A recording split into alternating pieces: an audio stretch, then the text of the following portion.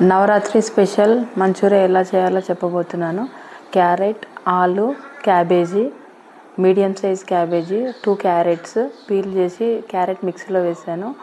Cabbage చిన్నగా chop చేసుకోండి.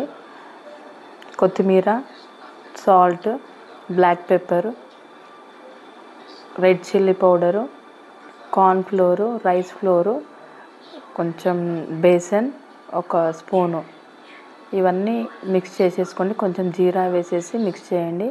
ఎందుకంటే నవరాత్రిలో ఎల్లిపాయ తినరు కాబట్టి అది ఇగ్నోర్ చేసి చేస్తున్నాను. ఇంకా అది మొత్తం మిక్స్ చేశాక ఒక స్టవ్ పైన ప్యాన్ పెట్టి ఆయిల్ పోసేసుకోండి. ఇవన్నీ ఇంకా మనం మిక్స్ చేసుకున్నది ఏదైతే ఉందో అవన్నీ స్మాల్ బాల్స్ చేసేసుకోండి. ఆ బాల్స్ చేసుకున్న తర్వాత ఇంకా ఆయిల్లో అదే వేడైందో లేదని చిన్న టెస్ట్ చేశాను. ఆ తర్వాత ఈ బాల్స్ అన్నీ ఒక్కొక్కటిగా అన్నీ ఆయిల్లో డీప్ ఫ్రై చేసేసేయండి. డీప్ ఫ్రై కొంచెం మీడియం ఫ్లేమ్లో పెట్టి డీప్ ఫ్రై చేయండి.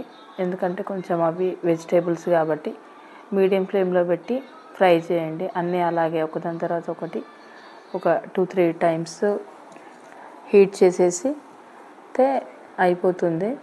ఇవి బాయిల్ చేసిన తర్వాత కొంచెం వేయగానే కదపొద్దు, కదిలితే పగిలిపోతాయి.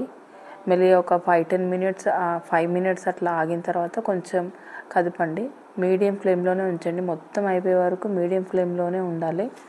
అలా అయితేనే కొంచెం లోపల మంచిగా కాలుతుంది. లేకపోతే పైన కలర్ వచ్చేస్తుంది కానీ లోపల అలాగే ఉంటుంది.